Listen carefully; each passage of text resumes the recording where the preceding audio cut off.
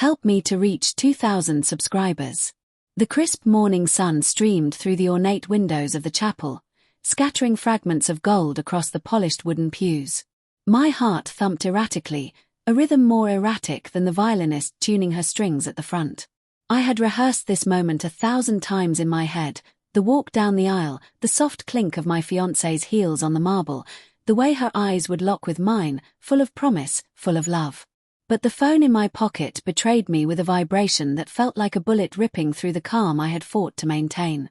A text. From her. I pulled the phone out, hands trembling, and read the message 3 times, hoping the words would blur, dissolve into a mistake, a cruel joke. I can't do this. I reject you. I stared at the screen, vision narrowing, mind refusing comprehension. Rejected. Now. Minutes before the wedding. The chapel's floral scent, sweet with lilies and roses, suddenly made me nauseous. My mouth went dry, my stomach knotted. Every sound, the distant laughter of a bridesmaid, the echo of a shoe heel, the soft rustle of the organ keys, felt amplified, unbearably loud. I typed frantically, my fingers betraying the panic racing in my mind. Why? Why now? What happened? No reply. Panic turned into a sick, hot swirl of anger and confusion. My mind flailed through every detail of the past months, weeks, days.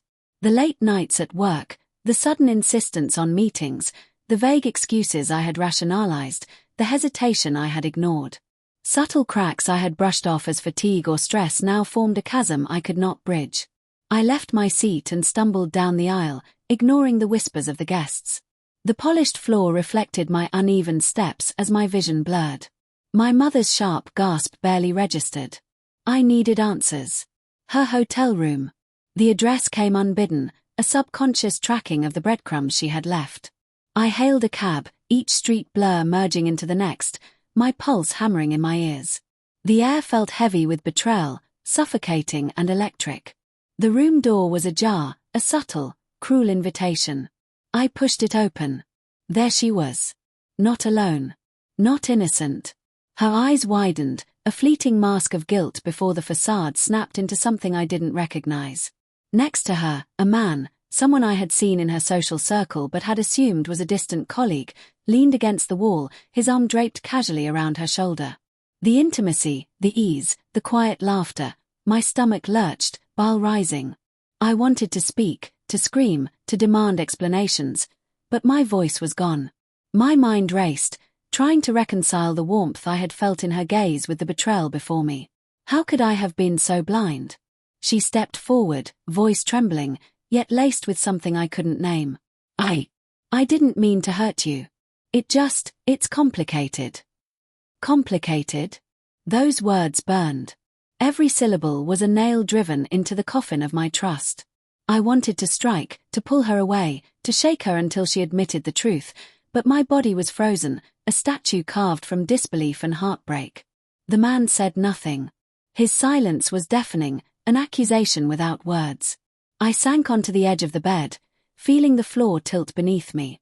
The room smelled of expensive perfume, a scent I had once adored, now twisted with deceit. I struggled to breathe, choking on the magnitude of betrayal. I could feel the layers of my love peeling away, exposing raw, exposed nerves that throbbed with pain. We were going to be married, I whispered, my voice cracking, almost begging her to offer a shred of logic, a fragment of explanation that could save me from this chaos. She looked away. I never stopped loving him, she admitted, a quiet confession that shattered everything. I tried with you. But I can't lie anymore.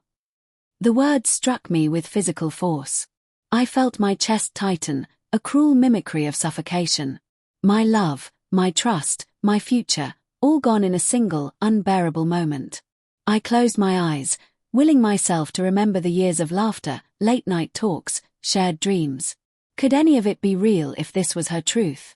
My mind swung between denial and furious clarity. How had I missed the signs? How had I let myself believe in promises that meant nothing to her? I left without another word, the hotel room door clicking shut like a verdict. Outside, the city air felt alien, too bright, too loud. I wandered aimlessly, the phone in my hand still glowing with her message. I wanted to delete it, erase the evidence of my humiliation, but my fingers trembled too violently. Hours passed. Nights merged into a blur. I replayed every interaction, every laugh, every touch. Guilt mingled with anger. Had I been too trusting? Too blind? Too willing to believe in a love that was always conditional? Days later, I returned to the chapel, standing alone where the ceremony should have been. The air smelled of old incense, dust motes floating like forgotten memories. I traced my fingers along the pews, imagining her there, imagining our vows, imagining a life that would never exist. My chest ached with the weight of absence, with the knowledge that trust, once broken, could never be fully repaired. I understood then that some betrayals were irreversible. That love, no matter how true, could be manipulated, reshaped, and ultimately denied. My heart still ached, but beneath the pain, a steely clarity formed. I would survive. I would rebuild. But the memory of rejection, of that last text, would forever linger, a scar etched deep into the very fabric of my being. Her words replayed endlessly, a cruel echo I could neither escape nor erase. I can't do this. I reject you.